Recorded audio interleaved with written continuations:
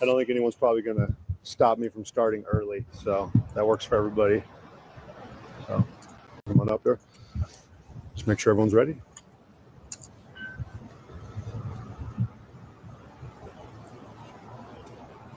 Yeah, very good looking. I know I keep saying it, but he really is. We're good? Good. All right, good afternoon, everyone. Chelan County Sheriff Mike Morrison. Again, I want to thank everyone for coming here. We're coming full circle. We're looking about 4 months ago. We were just sitting here breaking the news about this tragic situation of the deaths of Peyton, Evelyn, and Olivia. And today I stand before you again with news that we have received our DNA results back from the Washington State Patrol's crime lab from the items that we recovered last week. That would be the clothing and also the human remains. We are glad to say that those remains do come back as a positive match for Travis Decker. Can't you see the relief in his face? He just looks so much more relaxed because, you know, this has been a horrible case, and he's just saying 4 months of not knowing where this guy was, a guy who'd murdered his 3 children in their community. I mean, you know, to us, we're miles away from it. Doesn't affect us, does it really? You know, but you talk about 4 months, and this guy, for all they know, he's wandering around the community or trying to get hold, you know, go for Whitney and kill her next, the children's mother. You know, and this guy, he lives in that community. He's got children. And then all the police that had to find those children, the deceased, the way they were, with bags over their heads and their hands tied behind their back. I don't know if you could ever get over the trauma of coming across that scene. I know they're police officers, and, you know, they've probably trained in dealing with gruesome sights, etc. But I think not children, probably. You know, I think probably most people would agree that dealing with finding children murdered like that, 3 little children, just must have been the most distressing thing for them as well. So my heart goes out to them, as well as to Whitney and the family of the girls, the people that have had to deal with it. And then since then, of course, the pressure's all been on to find Travis. There's been false sightings. There's been, you know, they've took a lot of criticism from people. So I think you can visibly see the relief in this guy's face, that he's able to say that at least that part now of the investigation is closed. Travis is found. He's not roaming around. He's no longer a danger to people. It's a big day for Chelan County Sheriff's Office, all of our federal partners, that we can finally bring a close to this dark chapter of Chelan County. Certainly pay respects to the deaths of Peyton, Evelyn, and Olivia. We wanted to show honor to them, let them know that we never forgot about them. We haven't forgot about their family. To Whitney, we apologize that it's taken this long to get the closeness and the closure that we are looking for in this case. And so he's apologising to Whitney for it taking so long. I think that's why he's so attractive as well. It's not only because he is dishy, as you say, Angel. He is a dishy guy, of course he is. He's got that Richard Gere look. When Richard Gere was young, that's just what he looked like when he first became an actor in sort of American Gigolo and the, you know, fantastic films that I remember, you know, because I'm old enough to remember. So not only because he's a handsome guy, he is a handsome guy, but he seems just so sweet. So it's not very often you get the combination of good looks and a nice, sensitive person.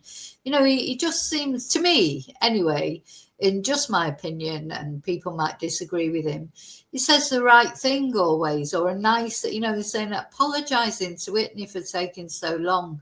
And Whitney is the mother of the girls. He's just a little sweetheart, isn't he? But I hope that you can rest easier at night, knowing that Travis is accounted for. He is deceased. Our DNA results confirm that, and this will bring a close to our case. I want to thank our detectives, our investigative unit, for the amount of time, effort, and just overall sacrifice that they put in.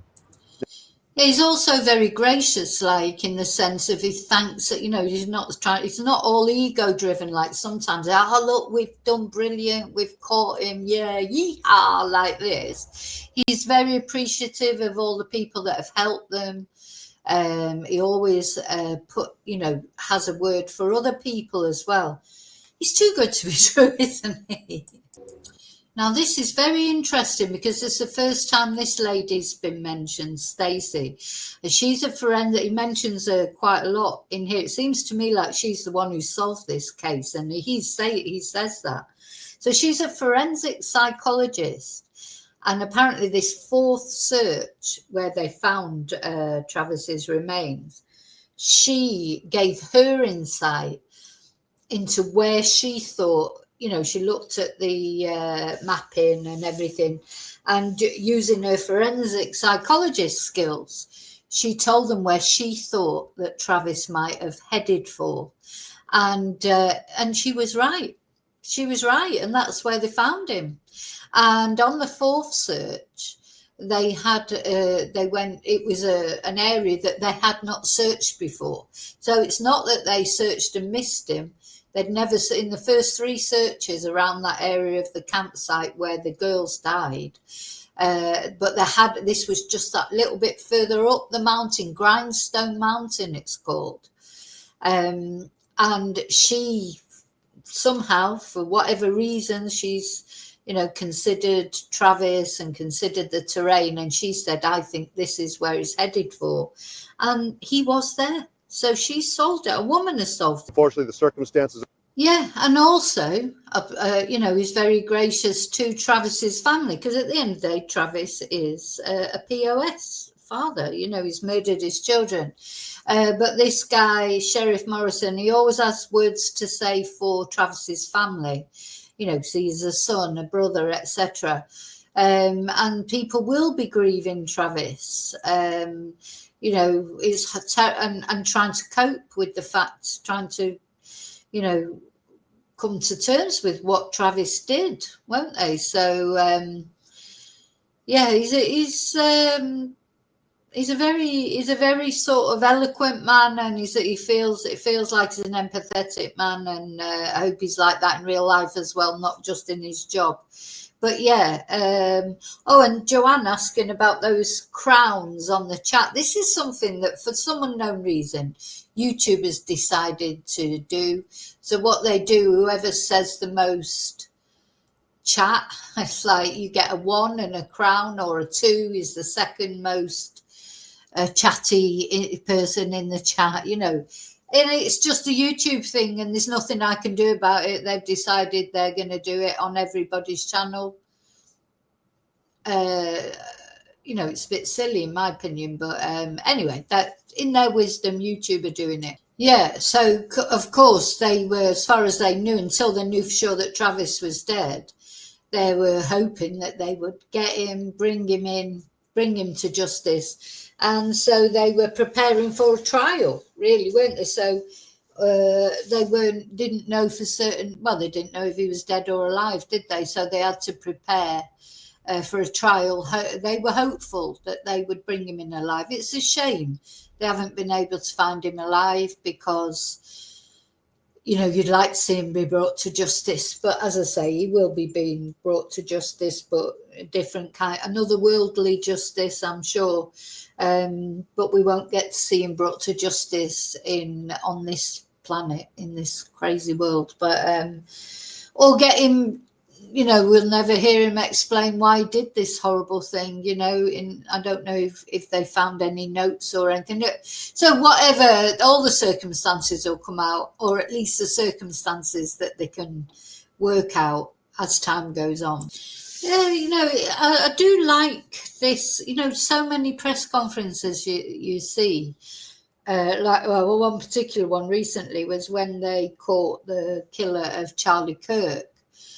That bloody FBI guy, Cash, whatever his name is, all just congratulating themselves.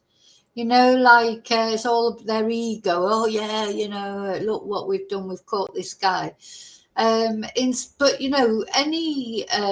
when actually that particular guy was handed in by his family, of course, as well, the Charlie Kirk's killer. So really, it wasn't them that caught him. They would have probably caught him in the end, but the reason he was caught as quickly as he was because his family dobbed him in. So all this ego and backslapping and congratulating. What I like about this is you're not seeing that here. They're thanking each other. You know, the marshal's office of thanking the FBI or thanking the sheriff's thanking them. They're all thanking the community for the help from the community. It's a completely different way of looking at things, isn't it? Community. Not like, oh, yeah, I'm better than you are, like I'm brilliant and, you know, clapping yourself on the back. So I do like the whole thing, the way they've...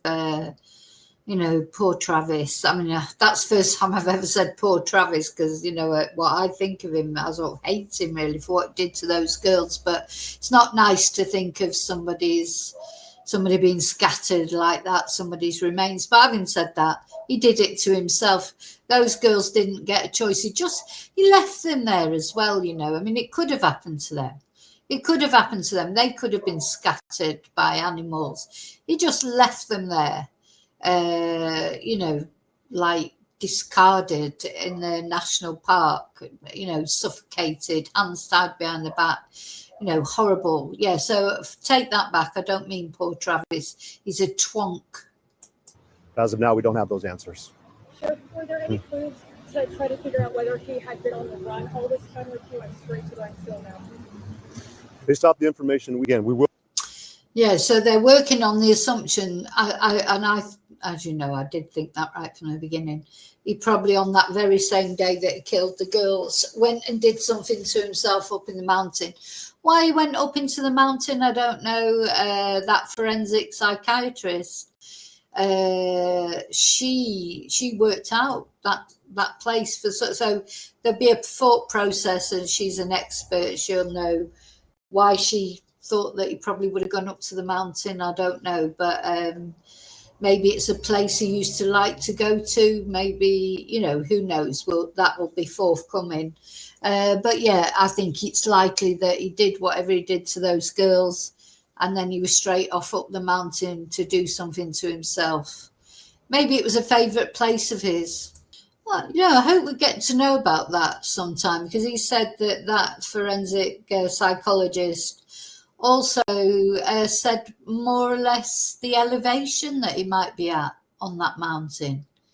You know, there's more here. Now, remember they found bloodstains, didn't they, on the back of the truck? You know, I wonder if he had maybe, I don't know, cut himself or done something to himself and then just walked off into the mountain, and then just walked as long as he could until he collapsed and succumbed to his injuries. That's a possibility, isn't it? No firearm was found at the scene. So just to remind ourselves of that.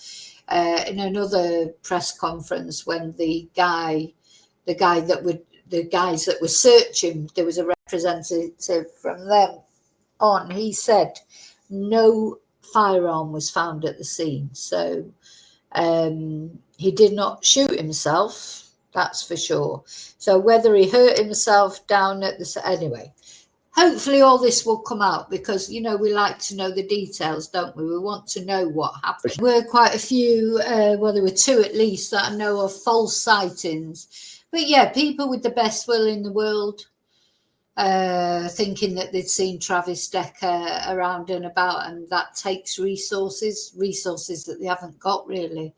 He makes that quite clear that this is whole operation has cost a lot of money, but he's you know, he's got the resources. He's badgered for them. He was determined to resolve this case, and he's done it. Good for him. He might not want to stoke his own ego, but we'll do it for him.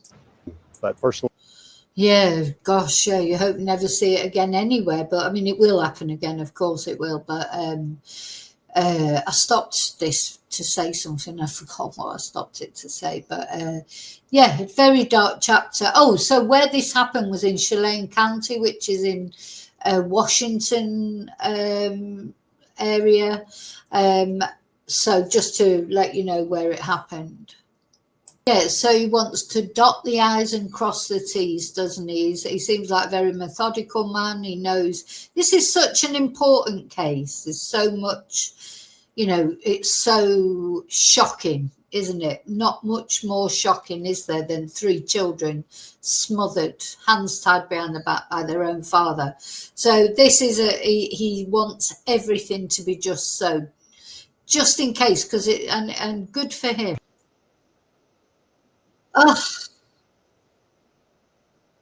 lovely guy, lovely guy. If only all sheriffs were like that. You know, I know, as we've talked about before, the police aren't perfect, are they? Law enforcement in any country are not perfect, but they're not all horrible either. So, you know, it's sort of a good feeling. Obviously, as it says, it doesn't bring those lovely girls back, but it's still a good feeling to know that there's some resolution.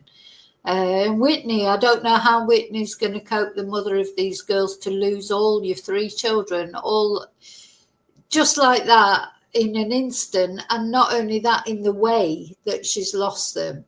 But at least now she doesn't have to worry about, I've been having nightmares about bloody Travis going back to get Whitney. So God knows how she's been feeling. You know, as long as it was thought he was out there somewhere and nobody knew where he was, it was always scary, wasn't it? You know, I say I'm miles away from it, and I found it scary. So actually being there in that community, not only for Whitney, but the rest of the community, not knowing if Travis Decker was going to come knocking on your door one night, you know, how terrifying. So